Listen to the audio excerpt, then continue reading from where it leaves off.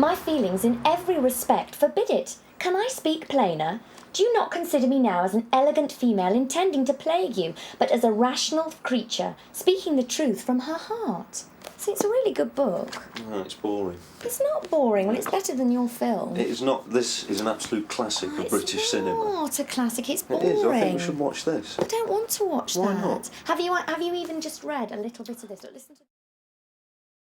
The last book I read was Pride and Prejudice by Jane Austen, and I read it over Christmas time after I'd seen it on the TV, and I enjoyed it so much I thought I'll go and read the book.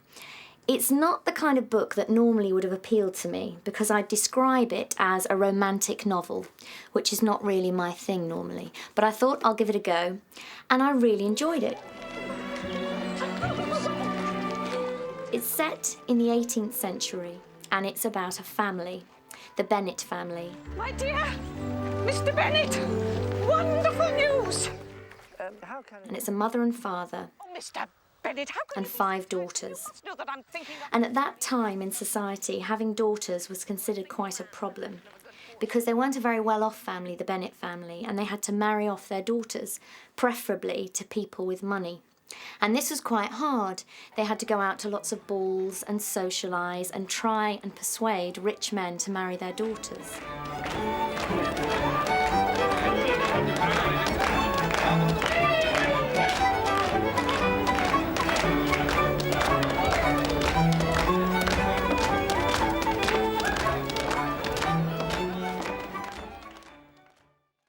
It's also quite funny, and that's a lot of the reason why I enjoyed the book, because the mother character, Mrs. Bennet, is a very strong character. She's very funny. Oh, I have such tremblings and flutterings all over me. But very shallow, and the things she will do to get her daughters married, she'll stop at nothing, and that's what I really enjoyed. Also, the heroine of the story is Elizabeth Bennet, the second daughter, and she's a great character as well. She's very funny, and she's a very bold character, which at that time, for a young woman to be so bold, was a big thing. The hero of the story is Mr. Darcy, and he's this very handsome man, and he comes across as quite selfish and unpleasant, and he doesn't seem to care what people think of him. And when Elizabeth first meets him, she doesn't like him very much.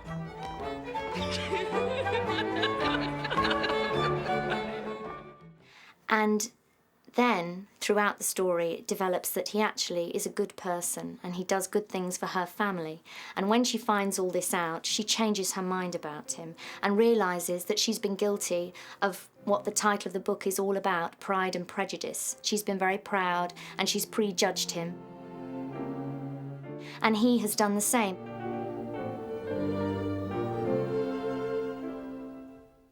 He admits this at the end, that he also has been very proud because he is of a higher class in society than Elizabeth, and he has prejudged her and her family. And in the end, he asks her to marry him, and she accepts. And it's a very happy ending, and it's very romantic, and it's lovely, and it all ends happily ever after. And I would recommend it to somebody to read because the characters are so strong, and it was a lot funnier than I expected it to be, and it's good. Good book.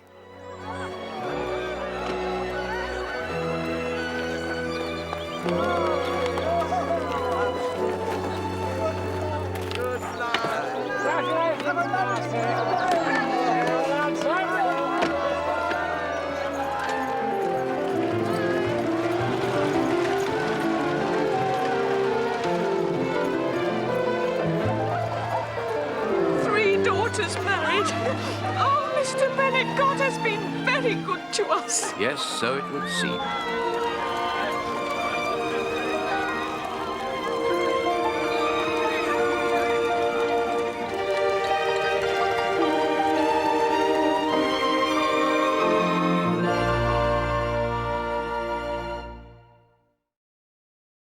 Brief Encounter is regarded as one of the classics of British cinema. It was made in 1945, just at the end of the Second World War, and it was written by Noel Coward and directed by David Lean. Very simply, it's a love story. The actual story is about two people who are very happily married to other people, but by a chance meeting, they fall in love and embark on a love affair. Now, the two central characters are played by Celia Johnson and Trevor Howard.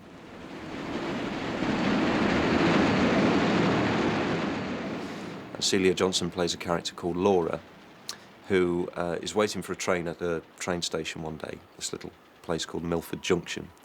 And as an express train whistles through, she gets a piece of grit in her eye. And it so happens that Trevor Howard, who plays a character called Dr. Alec Harvey, is there, and he helps her out by getting this piece of grit out of her eye. What a relief. It was agonizing. And that's it. It's just this chance meeting, and he goes for his train, she goes for her train. And you think that's it. You did, and I'm most grateful. There's my train. I'm scared. Goodbye. Goodbye. And then, again, by chance, the following week, they meet again, they bump into each other, Perfectly all right. and they end up having lunch, So I suppose I should have. and they go to the cinema. And Alec asks Laura if he can see her again at the same time next Thursday. And she's not too sure, and then finally, as his train's coming in, she says, "OK, yes, I will." Should be delighted. Please. Please. What is it? Next Thursday, the same time. I couldn't possibly. Please. I ask you most humbly. You miss your train. All right. Run. Goodbye. I'll be there. Thank you, my dear.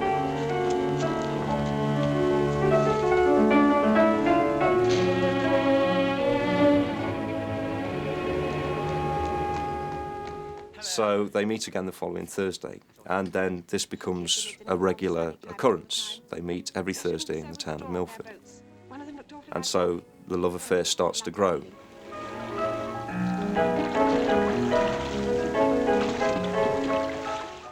They go on like this, and they're trying to be good and nice and not to hurt anybody, and they realise they have lives outside of the affair. But it begins to grow and out of control, and their feelings are all getting mixed up. And they know that they'd really like to spend the rest of their lives with each other, but they don't know whether they can go that far. And eventually it's cut off by Dr. Harvey saying, "Listen, I know we can't go on like this, so I've decided to take a job in Johannesburg." And he's going to go out there and become a doctor. "But I'd like to see you one last time." I couldn't bear the thought of leaving you. But now I see it's got to happen soon anyway. It's almost happening already. Stanley!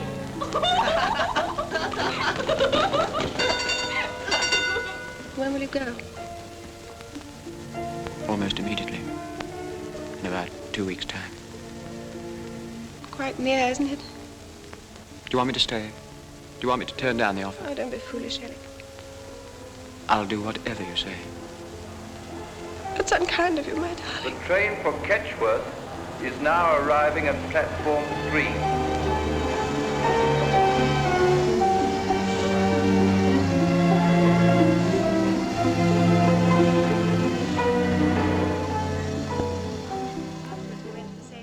So they spend this final day together, and they have a wonderful time.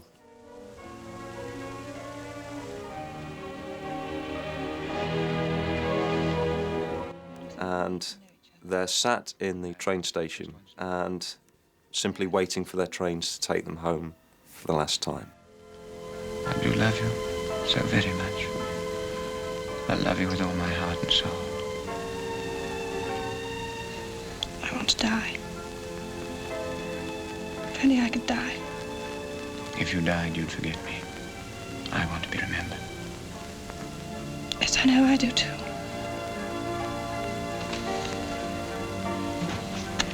We've still got a few minutes.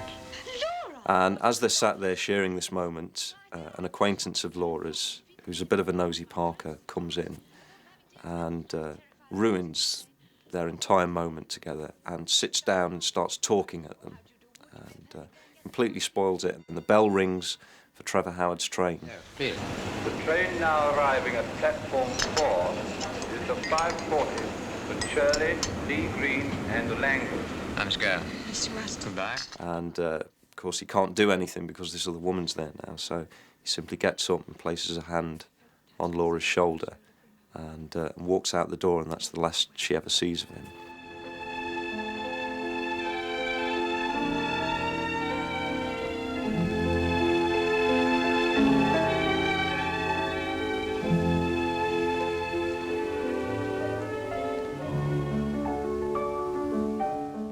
I would recommend this film to anybody. I would say it has a universal appeal.